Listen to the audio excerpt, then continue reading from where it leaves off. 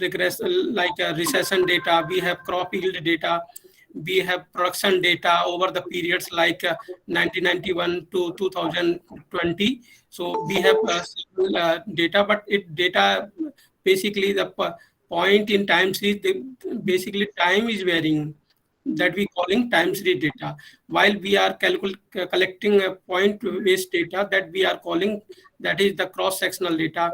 Mostly those researchers are willing to look into the field level analysis. They mostly willing to, or they mostly interested in cross sectional data, while those who are looking to analyze the time trend analysis, like what are the inflation rate, what are the recessions, what are the growth, that they have used mostly the secondary level available data from the RBI or various sources. So basically, these are two components. While when we combine these two sources, time series as well as cross sectional, then we go for the panel data. So panel data is a basically mixture of uh, time series as well as cross sectional. So when we combine the cross sectional and time series data, we get the panel data. Before we go for panel data, we also have pool data also. So we have to first differentiate what is the panel and what is the difference between panel and pool data. Thereafter, we have to look into the what is the balanced panel and what is the unbalanced panel, and how we select the appropriate panel data model, whether it is fixed effect or random effect. Then we have to diagnose the basically I'm saying the disease, because when we combine the cross sectional and time series, the problem associated with the cross sectional and time series also come into panel data. So we have to diagnose each and every issue, that is the stationary heteroscedasticity, uh, serial correlation, autocorrelation, cross-sectional dependence. Without treating these disease, or we can say problems, we cannot run a simple OLS kind of regression analysis. So we have to identify these problems. Thereafter, we go for the regression. Otherwise, our regression analysis may be spurious, or we can say uh, not representative as much as we are required. So, so look at this table. I have collected two crop data from 1997 to 1986. That is the crop yield, particularly to, we can say, wheat in Uttar Pradesh and Punjab. When we are calculating just a trend analysis, or we are willing to calculate CAGR, then only we need to Uttar Pradesh data, or we can separately calculate for Uttar Pradesh as well as Punjab. While we are capturing the regional dimensions, regional heterogeneity, then we have to combine Uttar Pradesh as well as Punjab data. Then data become the we can say panel data. So we will discuss later on the what is the unbalanced or balance panel. First, we have to combine crop data, Uttar Pradesh as well as Punjab. Then we that data will convert it into time series, from time series to panel data. Or what is the cross sectional? If we have collected data from field, like different socioeconomic indicator, that is where the time is constant. We have collected data at a particular point of time. That's why we are looking to cross sectional analysis rather than time series and panel. If we combine the time series data, then we converted that data into the panel data or either pool data. So if we are using, if we are using same time series data, like Uttar Pradesh, we have similar data from 1997 to 86. Similarly, for Punjab, we have also similar same period data, that we are calling that the basically we are making the data into panel data.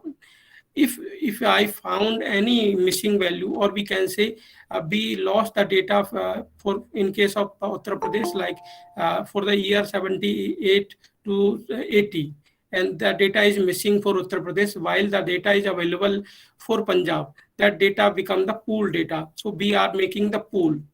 So this is the basic difference between panel versus pool data. So in theoretically pool regression, or we can say pool data, we pool all the observation together and run the regression model, neglecting the cross-sectional and time series nature of data. Just we are neglecting two major issue, or we can say major important elements of panel data, or we can say pool regression analysis. That is the basically cross-sectional and time series. The major problem, what is the major problem when we are dealing with the pool regression, or we can say pool data, is that this model does not distinguish between various states that we have, because the data pool regression, or we can say pool data, just simply assume that there is no heterogeneity between in the data between Uttar Pradesh and Punjab.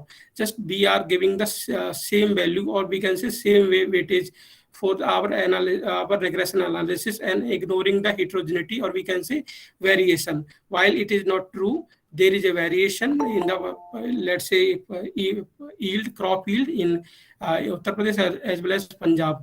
So if we assumed or we given same weightage, that definitely our regression analysis may be true. So may not be true. That's why we have to look into the panel analysis, not a pool regression analysis. In other words, or we can say by combining all state by pooling, we deny the heterogeneity or individuality that may exist among states. That heterogeneity and individuality is a key point. We cannot ignore the in heterogeneity and individuality, because the crop yield in Himachal Pradesh is relatively different in what we are seeing in Madhya Pradesh and Uttar Pradesh, or northern or southern plateau, like in Tamil Nadu, Kerala, Hyderabad, even Andhra Pradesh or Telangana, we found similar, basically differential trends if we compare to crop yield from Himachal hilly areas to Gangetic Plain and plateau area. So that heterogeneity has to be included our model. Otherwise, it not present the true picture, or we are not able to get the real picture, or we can say our results may be spurious. So we have to capture this heterogeneity in the model. Then we are able to say that, okay, this is the reality, this is the real, we can say, picture. So what is the definition and structure of panel? So that's why we are more interested into the panel, not in a pool regression. So because we are interested to capture the heterogeneity. A panel data set as defined is a cross-sectional time series database. It's a mixture of cross-sectional and time series, which ideally provides repeated measurement of a certain number of variables over a period of time on observed units such as individuals, household, firms, cities, and states. Here we have taken the states for crop yield. And cross-sectional data sets consist of observation on a certain number of variables at certain point of time, because the in cross-sectional time is constant. That's why in a layman terminology, when researchers decided to collect data from the field, that we are most in generally we are saying that is the cross-sectional data, because the time is constant. While in a time series data, time is not constant, time is over the period, time is changing. A time series data consists of variable or several variables of observation over a number of periods, such as 1976 to 86. So we have here in time series, we are looking to capture the time trend, whatever the trend over the period we observe, particularly whatever the indicator variable we are taken. In our case, we have taken a crop yield.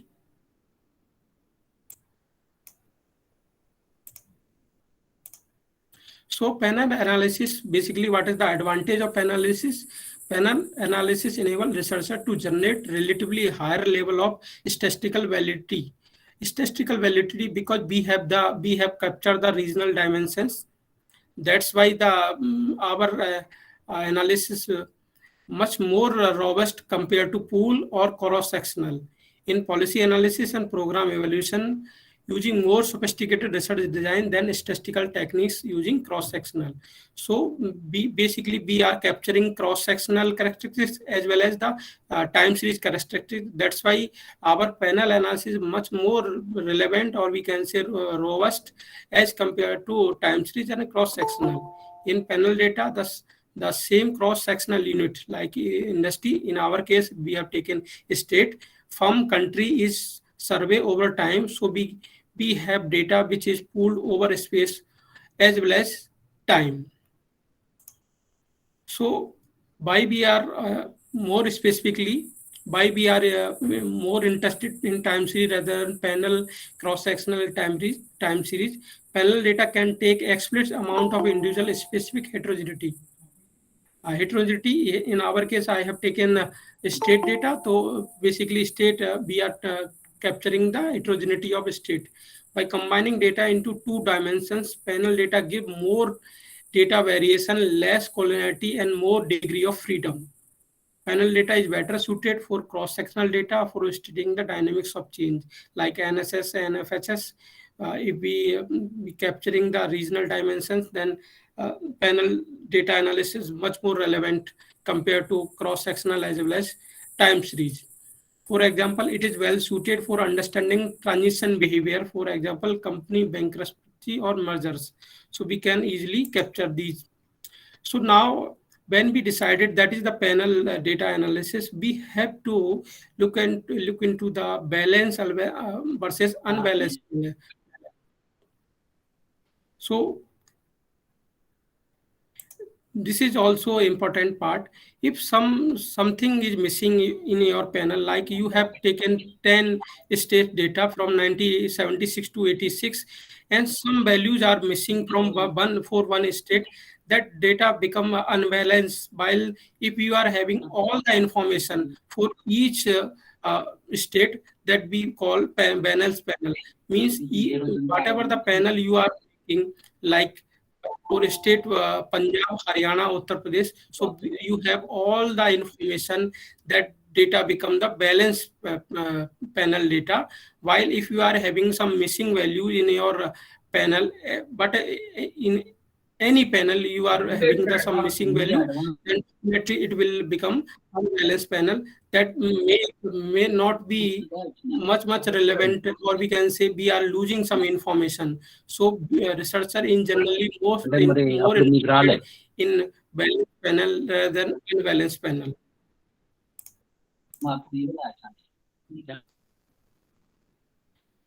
Yes, sir. So you can continue.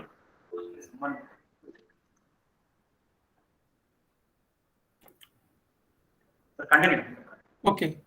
So in general, unbalanced panel data set result from missing observation or some variables for a certain number of period of time in the process of data collection. Like we have the data 1977 to 86.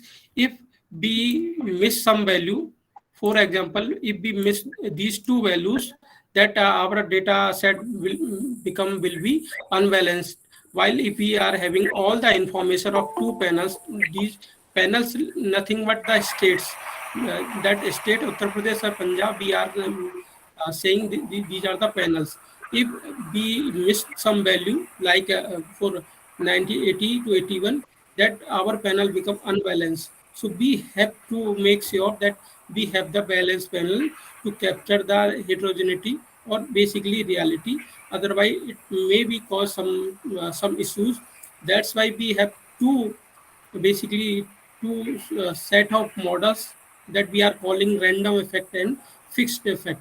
So first we make sure, or we have to try to make sure our data should be balanced panel rather than to unbalanced panel. That maybe if we are using unbalanced panel, then maybe some we are losing some information that definitely affect our results of analysis. So we have to look into this part also before calculating, or we can say starting to regression analysis. While in balance, because simply a balance panel has every observation from 1 to n observation in every period of 1 to t time. So we have all the information. Thereafter come into the two specific, basically we can say models, whether we are using OLS or GLS or whatever the model we are using, we have to go through to verification of two models, that is the fixed effect and random effect. So before, it's a basically second tier estimation. First, that is maybe I would say three tier of estimation. First one, that is the fixed pool or panel. You have to identify whether it is a pool regression or panel regression. Then you are more willing to panel analysis, then leave it the pool regression. Second, unbalanced versus balanced panel. So you have decided that is I am willing to for balance. And third tier estimation, you have to select an appropriate model, whether your data is more reliable for a random effect or fixed effect. You have to identify. So the fixed effect is there if there are characteristics, especially unobserved ones, that are common to all units but vary across time. Then we use time fixed effect, which are just like time dummies that we discuss in the pooling section. Basically, in there are several authors, Indian authors particularly, they have used LSDB model, least square dummy model. They try to capture the regional dimensions using the dummy variables, or we can say dummies. In our case, if you are using a state level data, then we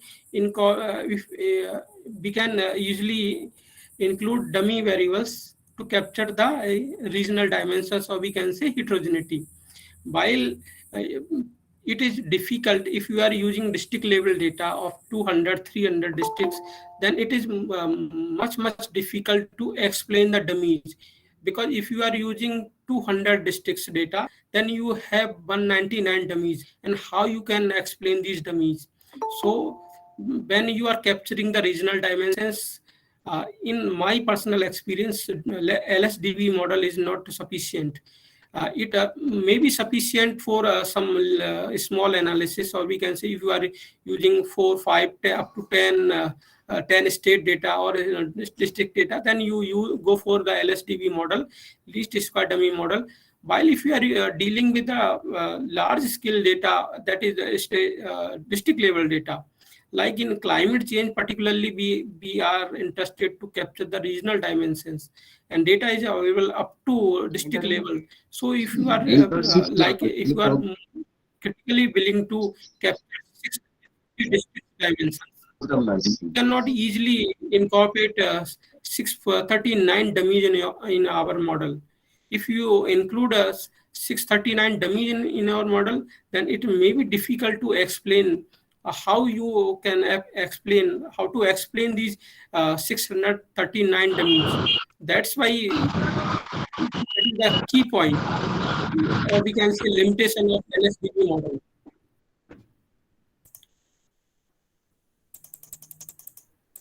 While in random effect model, also known as the variance component model, regard to unobserved heterogeneity as random variable rather than fixed one. Therefore, the random effect model is appropriate when cross-sectional units are randomly selected from a large population. That is the random effect and fixed effect. So you have to make sure that you are choosing the best suitable model, whether it is fixed effect or random effect. This is the third, basically third tier to basically going to more robust analysis. So in a layman, these are the 4 points I have identified. Thereafter, we go for with the statistical applications. Then there are several tests are available to identify the best model from fixed effect and random effect. So in layman, or we can say simple form, with a large T and a small n, there is likely to be little difference. So FE, fixed effect, is preferable as it is easier to compute. Like when you are willing to calculate, or we can say you are willing to identify the unit root problem, then you have two options. First, just map the data in graph, then you can easily identify, okay, there is a basically unit root problem. While the second, you go for the statistical analysis and identify it, or we can say find out the p value, or we basically significant value. That value gives the idea, okay, there is a unit root problem, or we can say stationarity issue. So you have two options: go for the statistical as well as uh, uh, graphical. So in layman, if you just go for these with four issues, or we can say 4 points, you can easily identify which model is more appropriate, whether it is a fixed effect or random effect. With large N and small t, estimates can differ significantly. If the cross-sectional groups are a random sample of the population, then random effect is preferable. If not, fixed effect is preferable. If the error component Vi is correlated with the X, then random effect is biased, but F is not. For large N and small t, and if the assumptions behind random effect hold, then random effect more efficient than fixed effect. So you can basically, by using these 4 points, you can easily identify it, okay, which one is more appropriate. While you are going to statistically analysis, then go for the Hodgman test. That test will give you the idea, okay, which one is more appropriate. So basically, the selection of appropriate model also a debate in among the researchers, whether we use fixed effect or random effect. The debate lies in how to treat the unobserved heterogeneity and which model is more efficient. Fixed effect model assumes that the unobserved heterogeneity is correlated with the explanatory variable, whereas the random effect model does not. Therefore, the choice between random and fixed effect model depend on whether or not the AI is independent of the explanatory variable.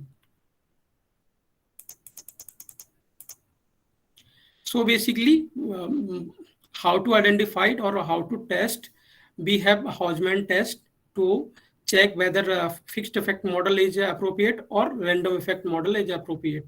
So Hodgman is generally used to choose between fixed and random effect model. Test compare the fixed versus random effect under the null hypothesis, that is the individual aspect are independent of the other explanatory variable in the model. If the null hypothesis is not rejected, then it is preferred to use random effect because it produces more efficient estimators. On the other hand, if it is rejected, fixed effect model is better than the random effect.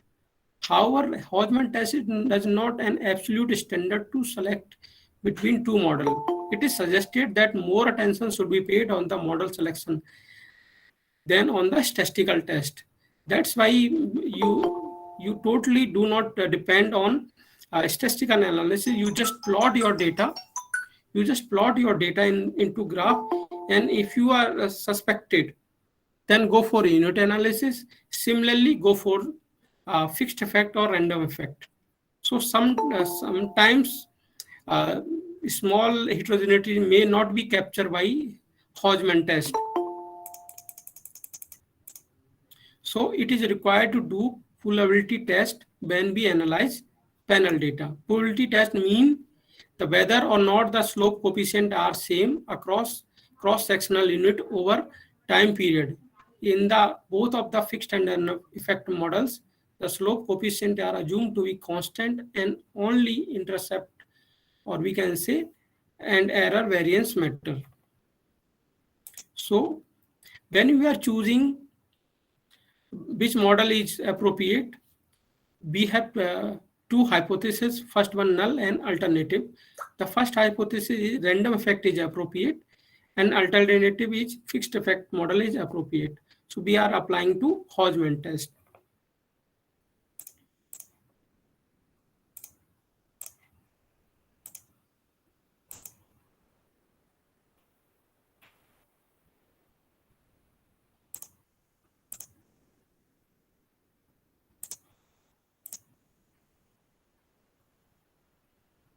Sir, your screen is not visible.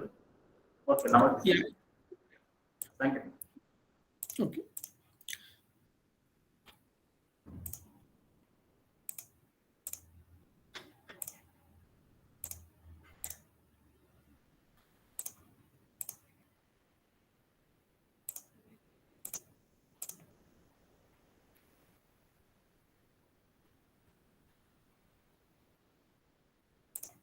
Okay, so we have the data. So first, I'm giving the introduction of user interface of Stata software.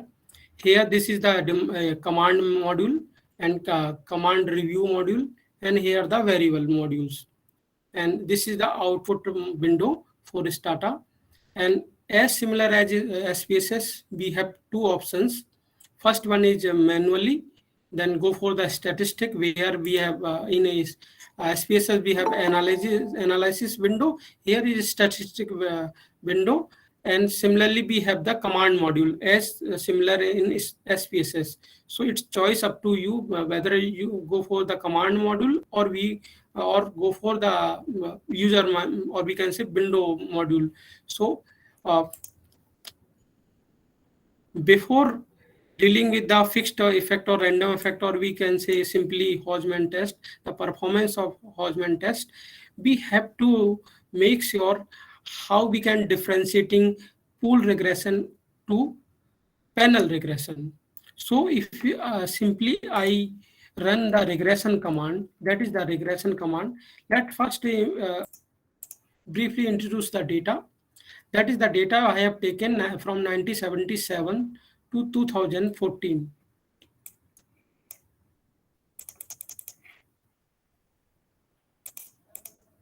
That is 2014.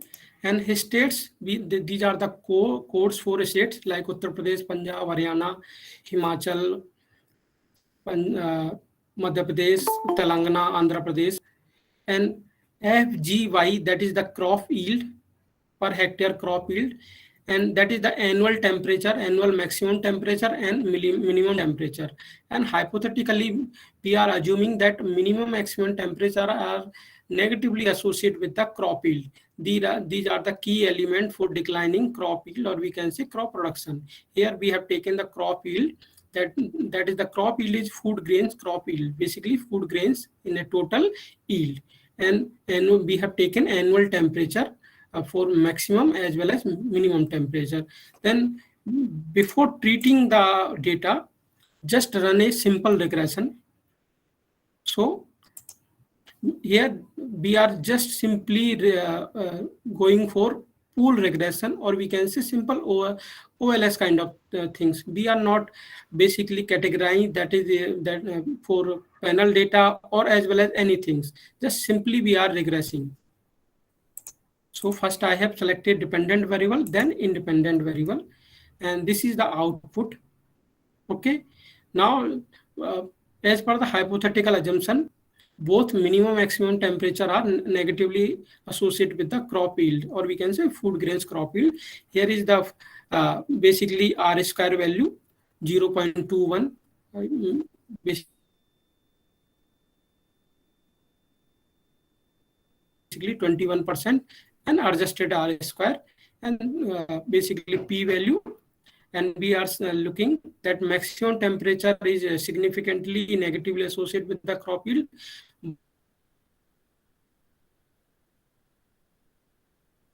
while annual minimum temperature is not statistically significant up to 5% level. 10% it is significantly associated. Hypothetically, this is the simple OLS, or we can say pool regression analysis. We are not differentiating, or we are not interested to capture the regional dimensions, regional heterogeneity. If we are interested to capture the heterogeneity, that is the true point, or we can say real information, because we, in the simple OLS or pool regression, we are giving the equal weightage to each and every state.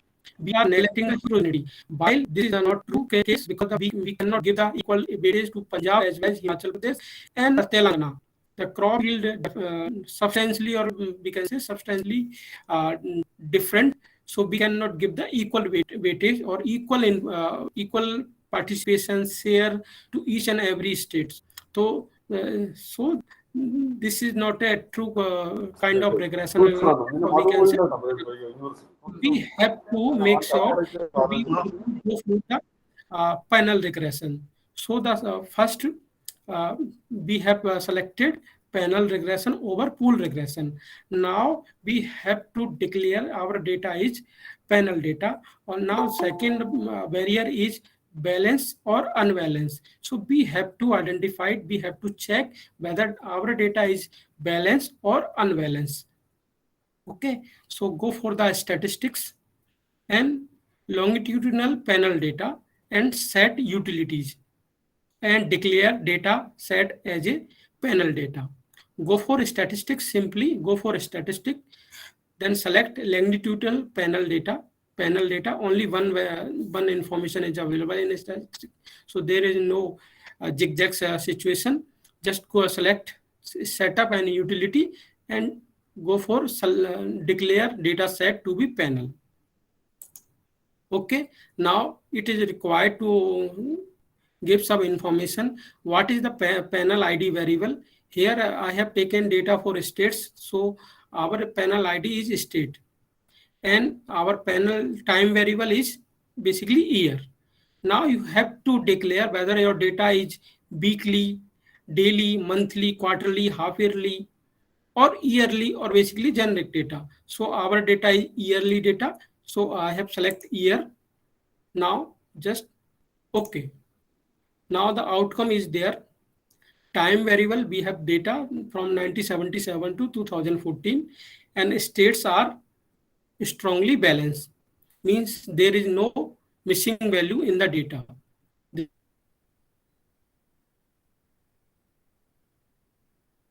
is no missing value in the data. So that means our data is strongly balanced. Okay.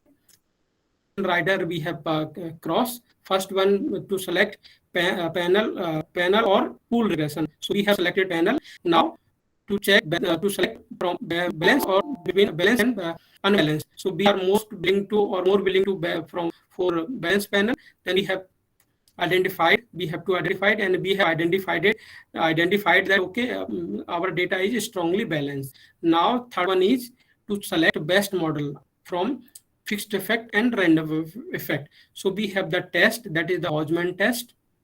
Okay, before using or running Hodgman test, we just look into the results from fixed effect and random effect model.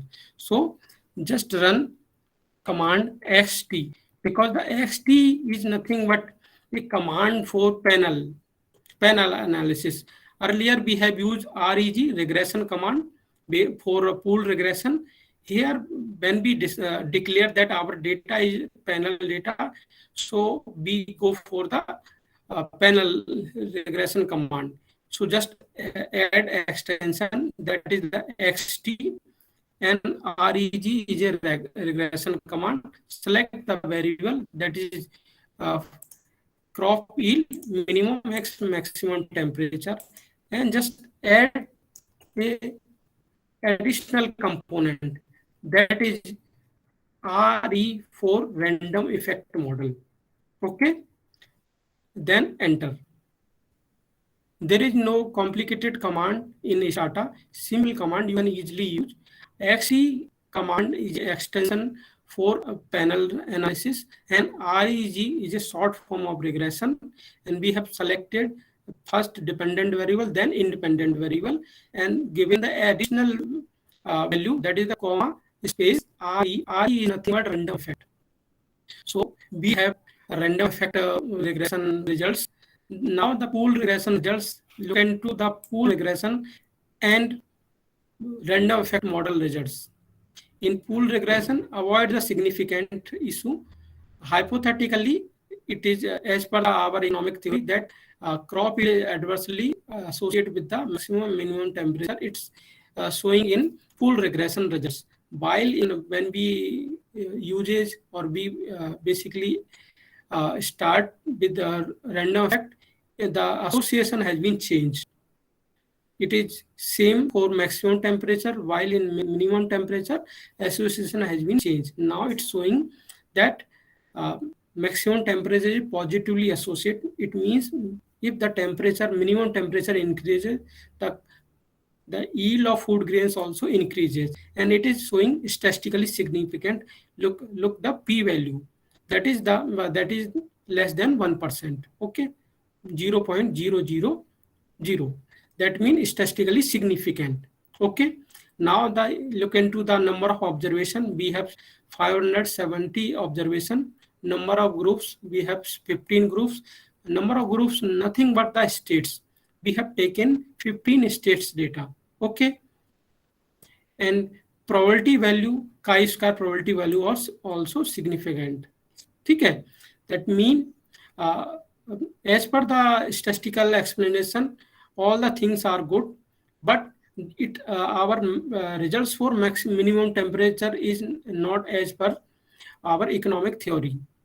We are hypothetically assuming there is a negative association with between minimum maximum temperature and crop yield, while it's showing differential results. Look into the fixed effect. What are the fixed effect model saying? Then you have to note down that we have not went through the diagnostic check. We have not checked the unit root problem, heterogeneity problem, serial correlation problem, multicollinearity problem. Such kind of information we have not basically diagnosed from our model. We just simply assuming that these problems are not there, just running our model.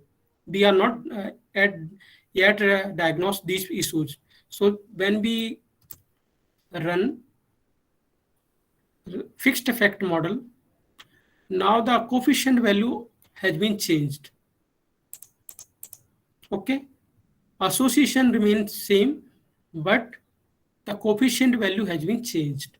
Okay, so in for case in maximum temperature is -146, and maximum temperature for fixed effect model is 138. So now the value also changed. So now the task for our analysis, we have to select an appropriate model from whether it is a fixed effect or random effect, then go for the basically Hodgman test. How to apply the Hodgman test? First, we made some hypothesis.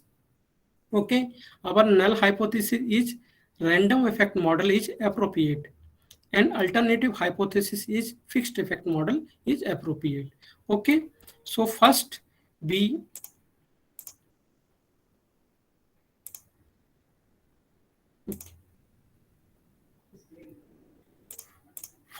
run fixed effect model. Okay, then store, either go for a statistic or just store the data. Estimate, store, fixed. Or if you are willing to window module, just go for statistics, post estimation, manage estimate results. Okay, and store in memory. Just simply look into the what the steps we have taken. Go for statistics, then post estimation, then manage estimation results, and store in memory. Then click. Because we have run a fixed effect model, just type fixed. Okay, then click on OK.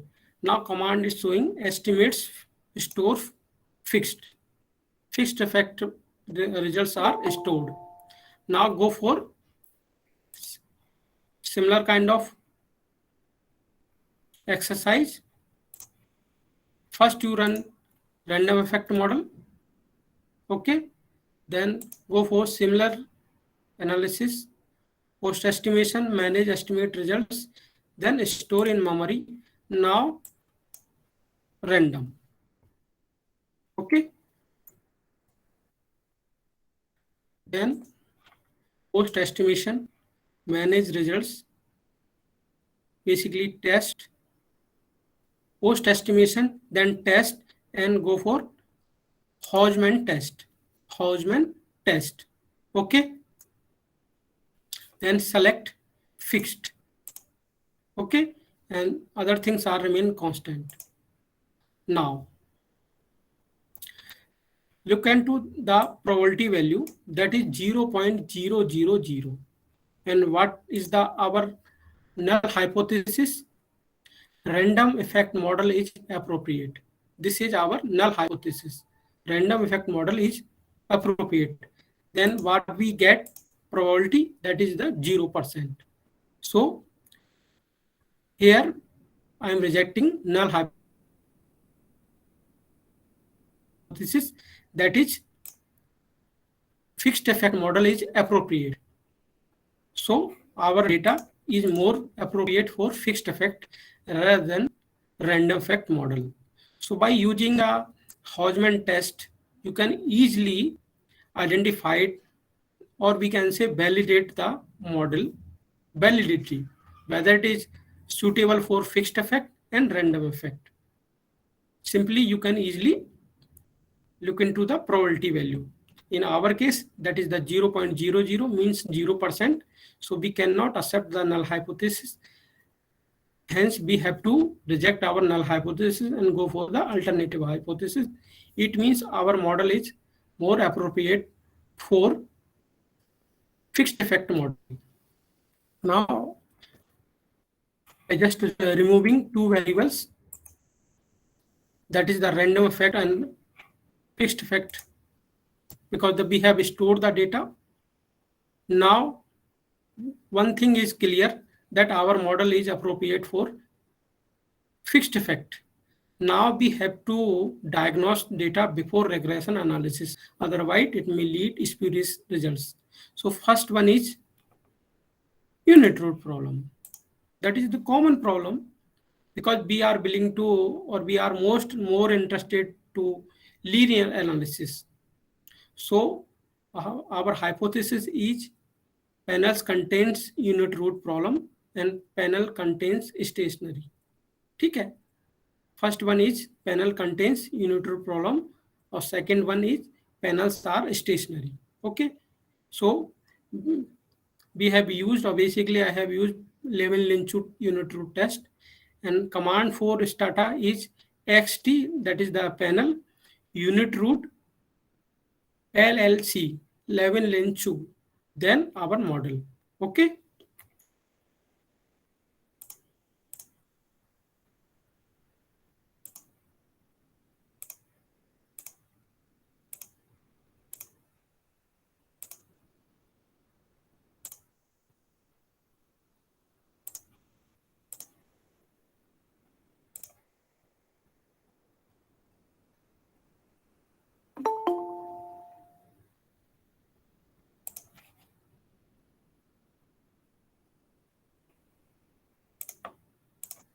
So either go with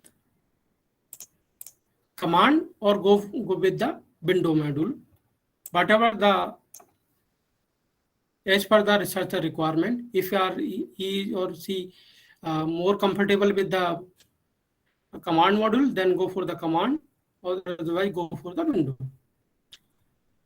Just select statistics, panel, unit roots.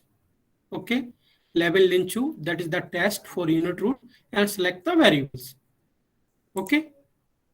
That is in our case, yield of food grains.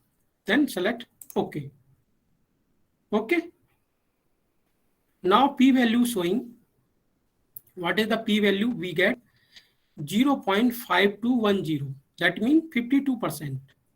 So what is the null hypothesis? Null hypothesis is panels contains unit root. It means because the probability of unit roots is 52%. Nothing but 52%. That means we are accepted null hypothesis without treatment of data. It means our data has unit root problem with food grain yield. So we have to treat first unit root issue, otherwise our data or our analysis definitely spurious analysis. Just again go with the panel data, then unit root, and select include time trend. Now look into the p-value. Now it's 0.000. That means 0%. The probability of containing panels unit roots is 0.00%. That means 0%. Now when we included time trend, our crop yield variable become stationary. So there are so many treatments available in the software. Suppress panel specific means, subtract cross-sectional means, or go for the lags or log value. So you have you choose differential tools to make data stationary. So I have included time trend, okay, in the model, or we can say for the unit root to capture the stationarity, and we get the significant results. So our data is, there is no problem of unit root, or basically it's a stationary. Now panels are stationary for crop yield, or we can say food grain yield. Similar exercise we can repeat with minimum and maximum temperature.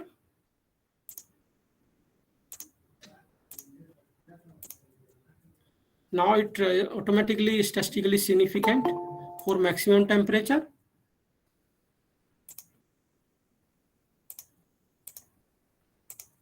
It also is statistically significant.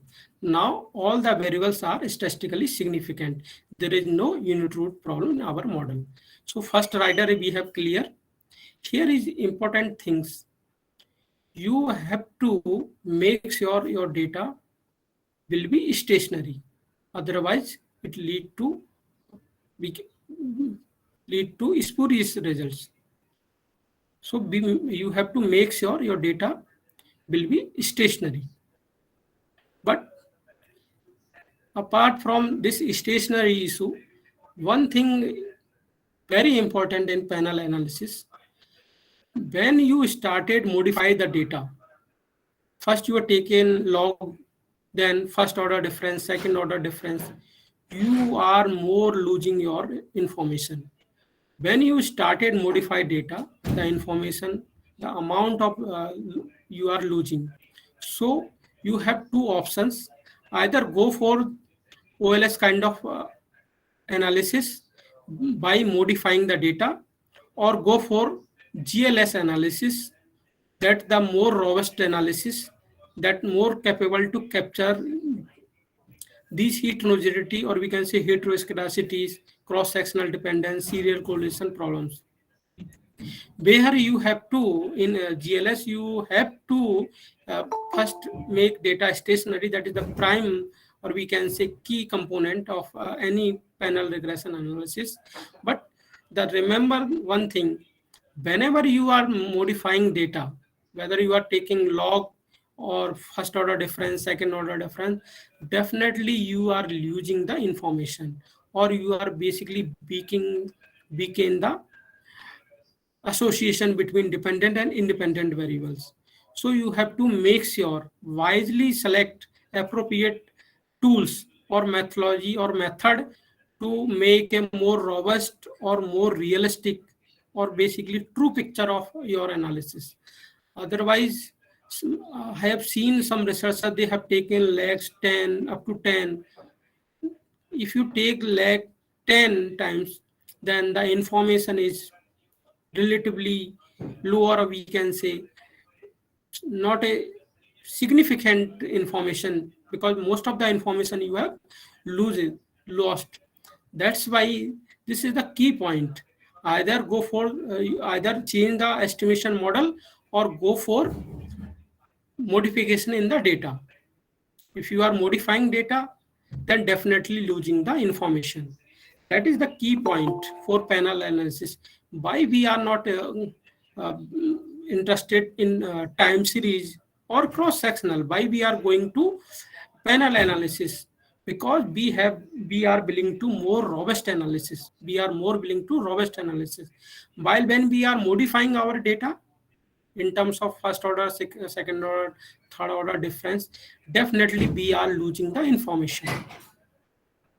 Similarly, when we are treating collinearity, multicollinearity, heteroscedasticity, cross-sectional dependence with OLS model, definitely we are losing the information. That is the key information we are losing. That definitely affect our model.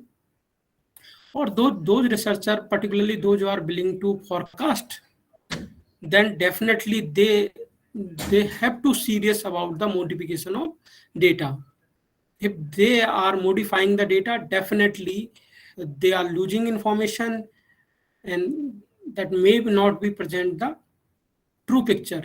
It is my observations when I have collected data district level and run OLS with the OLS, then definitely my results are not as much as I expected. While when we use GLS model, that is more robust model and having the capacity to control heteroscedasticity, autocorrelation kind of things, our results is what I expected.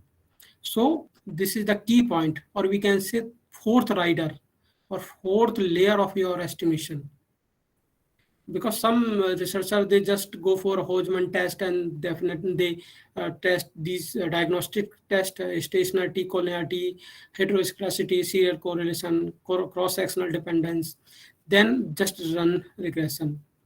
But amount of information we are losing is important.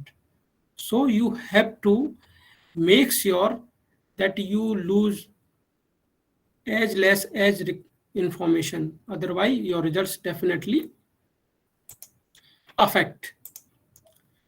Second diagnostic test is cross-sectional dependence. So our test is available to check cross-sectional dependence. The test, Passerand CD test, is available. It is available in SPSS, Stata, eViews, whatever the statistical software you are using, that test is available. So here I have taken two hypotheses as similar as for unit root, that is there is no serial correlation and there is a correlation. So our null hypothesis is there is a no serial correlation, and test is Passerand CD test. And Stata command XT is similar for extension of panel data, CST, Passerand ABS. That is the test. Okay. Simply you can easily run the Passerand CD test. Because we have chosen the fixed effect model, simply just run fixed effect model. That is, our model is appropriate. Okay, these are the results. Okay, all the coefficients are statistically significant. Then there is no issue of statistically insignificant kind of things. All the observation are, or we can say coefficients are statistically significant at 1% level. That means it's showing that maximum temperature is negatively associated and minimum temperature basically positively associated. Here, the important things is diurnal temperature. That is the basically we can say difference between maximum temperature and minimum temperature. It is for India. It is assumed if it is increased by 25 degrees centigrade, definitely there is a problem. So we have to also look into the diurnal temperature. So here simply we can explain the fixed effect model regression, that is maximum temperature negatively associated and positive temperature, basically minimum temperature is positively associated. Now we are looking to check the cross-sectional dependence.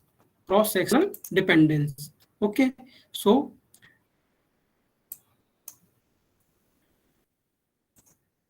our null hypothesis is there is no serial correlation. And alternative hypothesis is there is serial correlation in the model. So we have the command. Command is xt is a command. Okay, xt is a command, and csd for Passerun cd test, comma Passerun.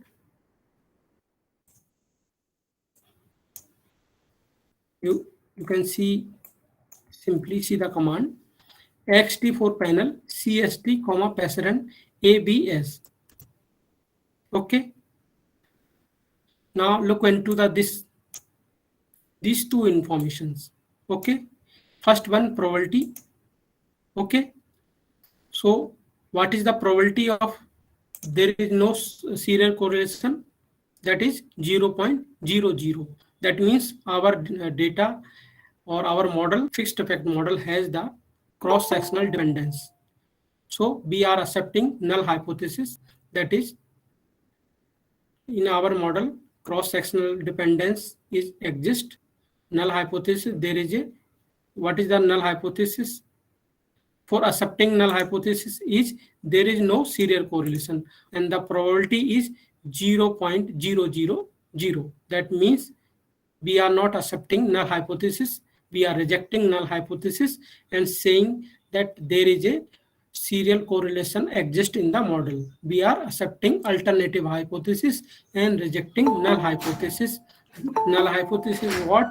There is no serial correlation, while the probability of accepting null hypothesis is nothing but 0%. So in our model, we have serial correlation problem.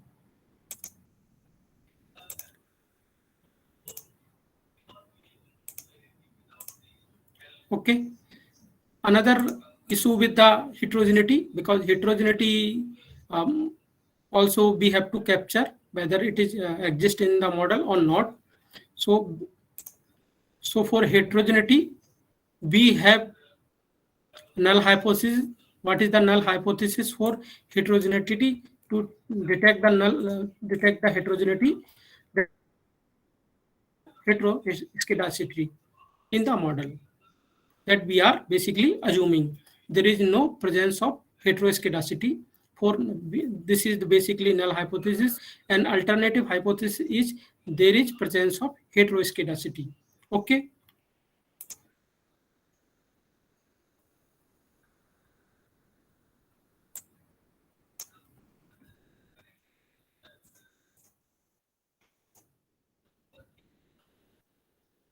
So here we have the command to detect the heteroscedasticity. That is xt is nothing but extension for panel data, and test3, that is the command. Okay, that is the command.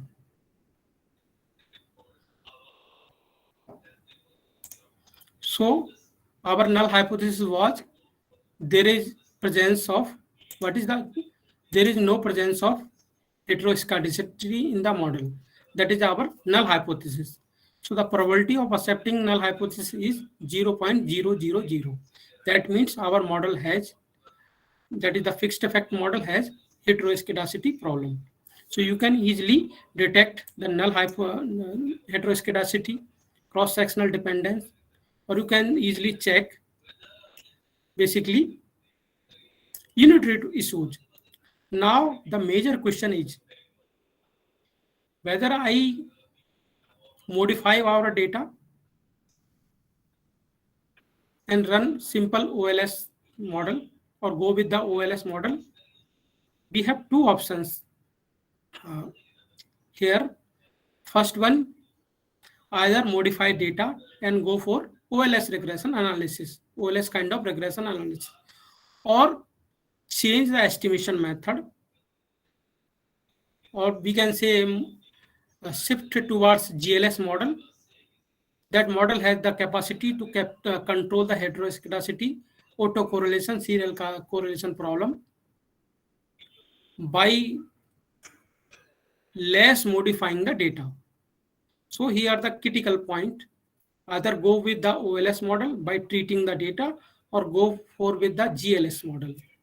Particularly, this is the key point, and it's depend on the researcher who is what are the objectives of research and how much you are willing to basically compromise with the information.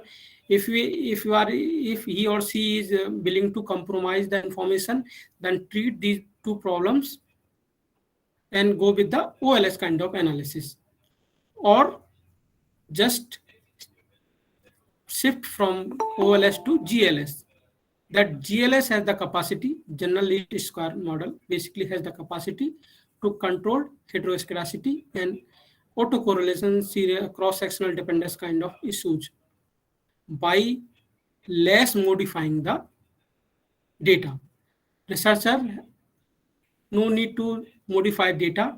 Model has automatically the basically capacity to control heteroscedasticity and autocorrelation kind of issues. Here you have to make sure that GLS is not has capacity to control or treat unit root problem. You have to make sure your data should be stationary. That foundation, or we can say key assumption for GLS. So you have two options: either modify your data, go with the OLS, go with the GLS. So if you go with GLS, okay, then no need of fixed effect or random effect about kind of things. Okay, GLS automatically run with fixed effect model, so no need to give the extension. Just go for GLS. And here are the results. Number of, I have just run a command. Previous command is XREG. REG nothing but regression. XT is for panel, identification of the data, that is panel data, and given the extension, that is comma FV for fixed effect, or RE for random effect. In the GLS, there is no need to give extension because it automatically run with the fixed effect model. So just give the command, that is the GLS command, simple command, XTGLS, select the model, whatever the you have dependent and independent variable. In our case, we have food grains yield, and that is the dependent variable, annual maximum temperature and minimum temperature, that is independent variables, and run the regression. Okay. So here are the regression results. Number of observation is 570. Number of groups, nothing but panels, that is 15.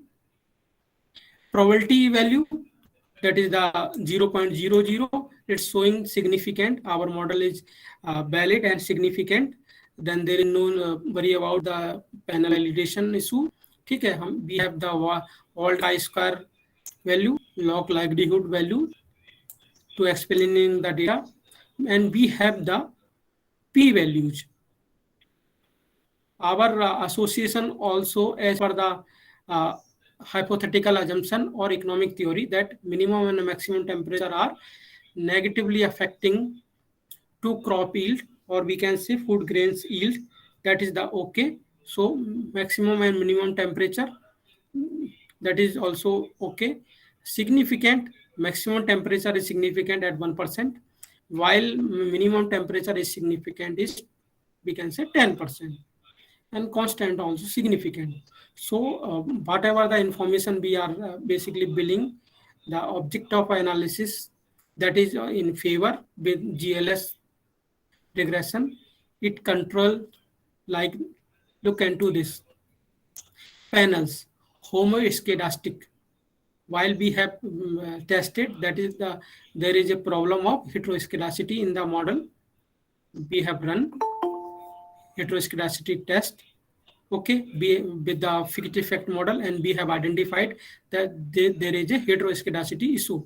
While when we run with GLS, it automatically controls the heteroscedasticity and makes our panel homoscedastic. First one. Autocorrelation, we have identified that there is a problem. It also controls the autocorrelation problem, and it's showing no autocorrelation. There is no autocorrelation problem in our model when we run with GLS. Okay, so it's up to the researcher which model he or she is willing to accept, run in the any statistical software, whether it is more willing to go with OLS or GLS. It's up to you. If you are more familiar with or more willing to OLS, then you have to treat the data correlation, heteroscedasticity problem. You have to basically treat the data to make homoscedastic to the data and deal with the autocorrelation kind of situations. When you shifted your estimation model from OLS to GLS, that model has the capacity to control these two issues. Remember, in GLS, you have to deal with the stationarity. It cannot control it. It does not have the capacity to control the unit root issues that you have to treat your data before using GLS model. Okay, so if you are using GLS, there is no need to more modification of the data. That is more advantageous model compared to OLS.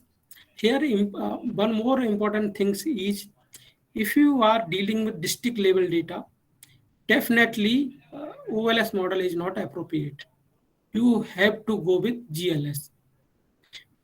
Or in layman terms, there are large scale heterogeneity in your data, then OLS is not capable to capture. Then definitely look into the other models, either GLS or any other model available in the literature. Apart from these things, as a researcher and those who are participant in this workshop, particularly I hope or willing that most of the PhD students, you have to go with the theory. Whatever the theory says, first you read the theory, read the standard textbook, then apply any statistical model, whether it is OLS or GLS or any model. Because I've seen some of researchers, they just started using any statistical software without knowing the theory, what the theory is saying. So in our case, most of the previous study or literature showing there is a negative association between crop yield and temperature. So we have to make sure to first read what the theory is saying, then go with the application part. Otherwise, it may be not a true analysis, or whatever the efforts you are making is not a significant contribution in the academia. With these points, I'm expecting some questions.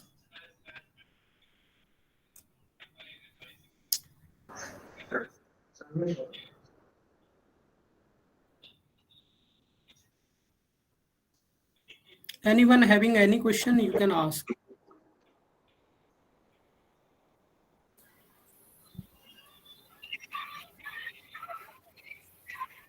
Yeah, please, dear participants, if you have any queries or doubts or clarification, so you may ask, or you can unmute your headphones and you can ask directly, or else you can chat in the chat box. Shall I ask one thing? Yes, sir, please. Yeah.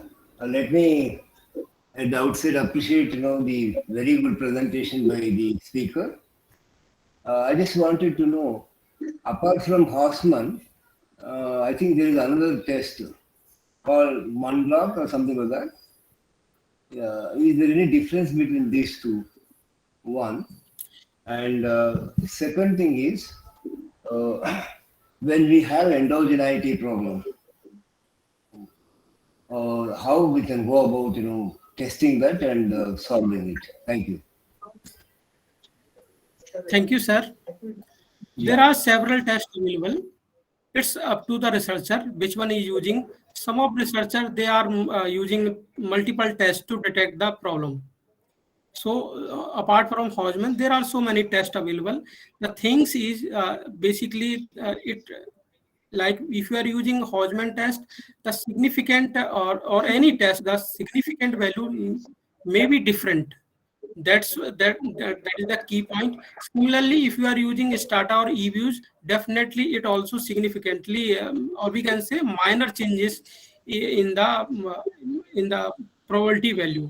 First thing is that this is the key variation. So but the variation is not much, it will not affect to the issue.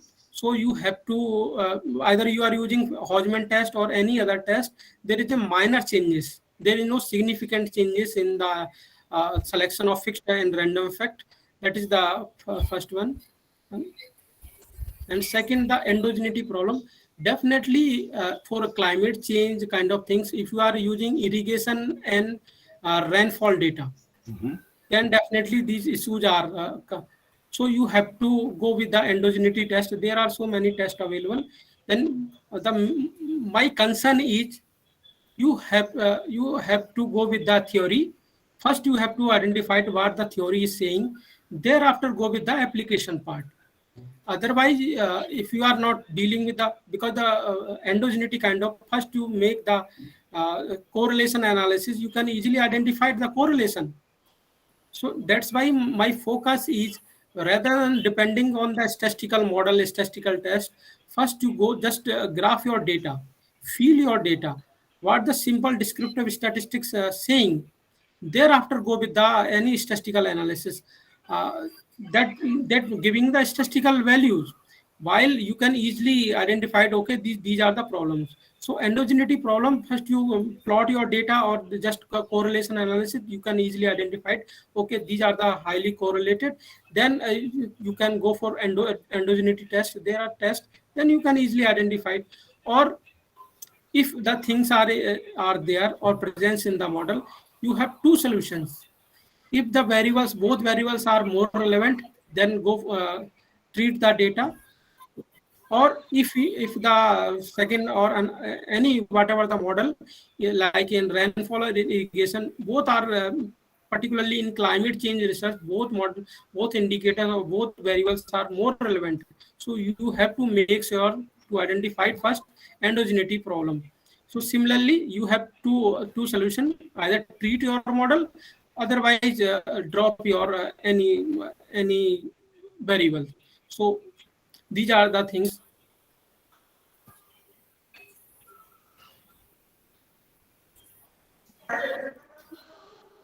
Okay. Is there another one? You need some clarifications and doubts.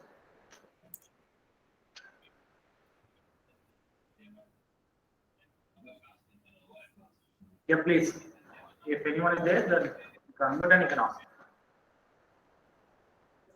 Kailasam, something. Raise the hand in here.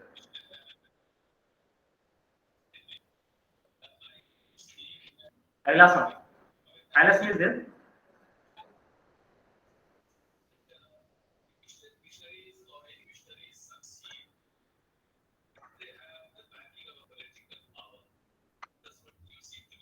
Madam, can you see the vote of thanks or decimal? If no one is there, we can go ahead for vote of thanks. So another question was raised by someone. How we can find Okay, what is the how to identify the unit root or stationarity? We have the test. We have already tested. Go with the PPT is available. I think you are absent. How to detect the stationarity? There are unit root test. We have used a level Linchut test. Then you can easily identify that data is stationary or not stationary. That is the, we can say, foundation problem, or we can say foundation test. If you are dealing with any statistical analysis, either time series or panel analysis. Similarly, in cross-sectional, normality tests are there to check the normality. Go with the level Linchut test. You can easily identify the unit root problem.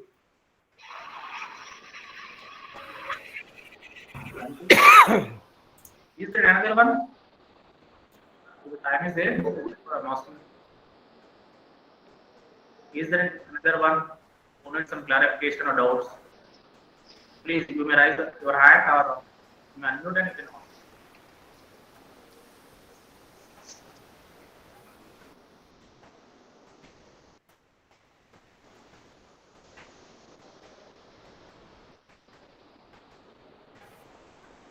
Yeah, it seems that they might have understood.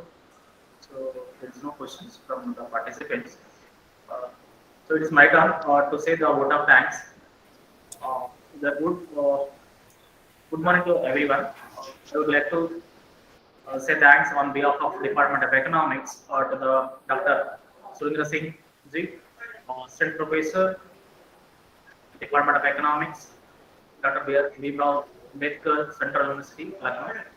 So he has explained, has given the lecture on panel data. So seems that what is in the panel data and what is the difference between panel and pool? He has explained clearly.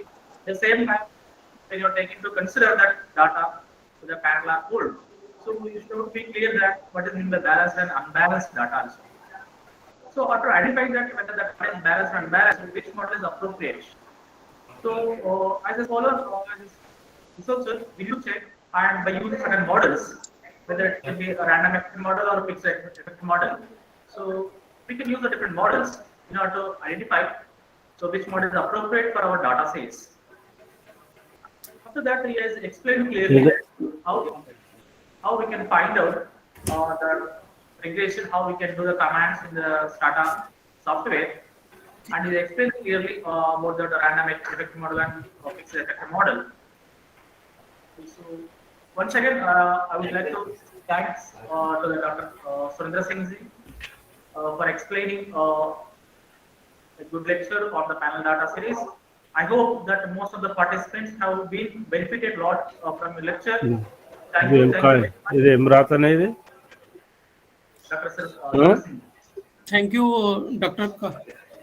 Kondal, and thank you, Dr. Deji Solomon, for inviting for this lecture. And I hope in future our department also some willing to organize some statistical analysis workshop, and which definitely will invite you and definitely enrich your information. Because I personally believe that the department is working very well, and such kind of workshop is very relevant to those who are into large scale data. So thank you, ma'am. Thank you, Dr. Kondal. Thank you very much, sir, for your lecture. From the participants, messages are coming here. It's a very excellent, very good, it seems, very informative. Participants are giving the messages. Thank you so much, sir, for taking out your time and spending with us to enlighten all the participants. Thank you, ma'am. Thank you. Dear participants, now I'm going to close the session. Then you will join by 11:40. Have a small break and join. Thank you.